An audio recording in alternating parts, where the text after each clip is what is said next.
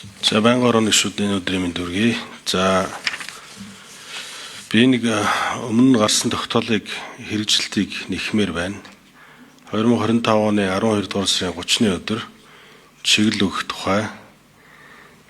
За энэ тогтоол одоо нэлээд хэдэн заалттай юм тогтоол байгаа. За энэ биелэлт ямар хөө байгаа вэ? Ялангуяа тэр 2 дугаар заалтан дээр байгаа.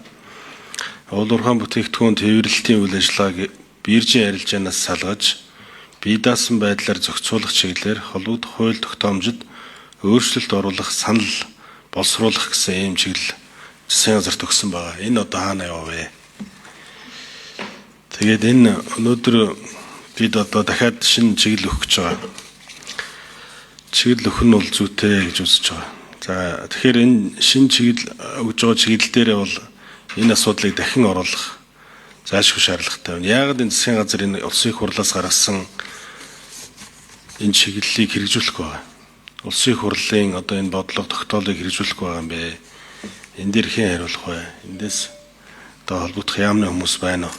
Засгийн газраас байна уу? Өнөөдөр бид нар бол энэ 20,000 гаруй уул уурхайн бүтээгдэхүүн тээвэрлэгчдийн биржийн хуулиас болоод энэ хүмүүс бол маш хүнд байдалд орсон байна. Өнөөдөр өдөрт нэг айл бол бараг дампуурч байгаа. Доод нь 350 сая төгрөгийн зээлтэй банк ус санхүүгийн байгууллагаас тэгээд энэ айлууд энэ одоо тээвэр бол огт энэ биржийн тухай хуулиар огт явж чадхааргүй. Яагаад тэгэхээр биржийн тухай хуульд тээврийг төрийн худалдаа авах ажиллагааны газар олж өгнө. Тэр хуулиараа хамгийн бага үн өгсөн тээврийн компани энд сонгогдно. Хамгийн бага үнийг гадаадын аж ахуйн нэгжүүд буюу маш олон машинтай, маш мөнгөтэй ийм гадны компаниуд, тээврийн компаниуд өгч байгаа. Тэдрэл зөвхөн тээвэр хийж байгаа. Сүүлийн одоо энэ биржийн хууль гарснаас хойш. Тэгэхээр энэ дээр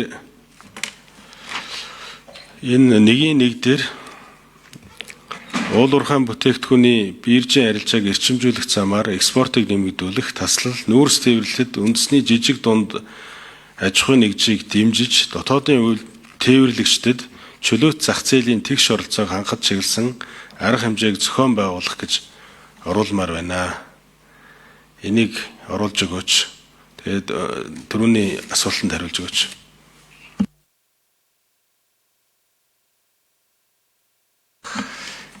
За Сэдвэр гишүүний асуултанд тодруулга өгөх манай засгийн газрын нэмэлт дэмжих ажлын хэсгийн гишүүд байна уу? 7 номер. За 7 номер. За биржтэй холбоотой ажилтны эрс байлгийн газрын төсний бодлогын газрын дарга ашиглалаа. Биржтэй холбоотой асуулт дээр би холбогдох газрын дарга нар боллоо. Хүмүүсээс нь тодруулга аваад танд бичгээр хариу өгье. Яг одоо бол надад мэдээлэл бол алга байна. За өмнөх энэ 124 дугаар тогтоол гэсэн үү те? Тий. Өмнөх тогтоолын хэрэгжилттэй холбоотой манай холбогдох яамдын төлөөлөл албан ёсоор Сэдвэр гишүүнд бас бичгээр хариулт өгөхийг хүсье. Албан ёсоор өгөөрэй.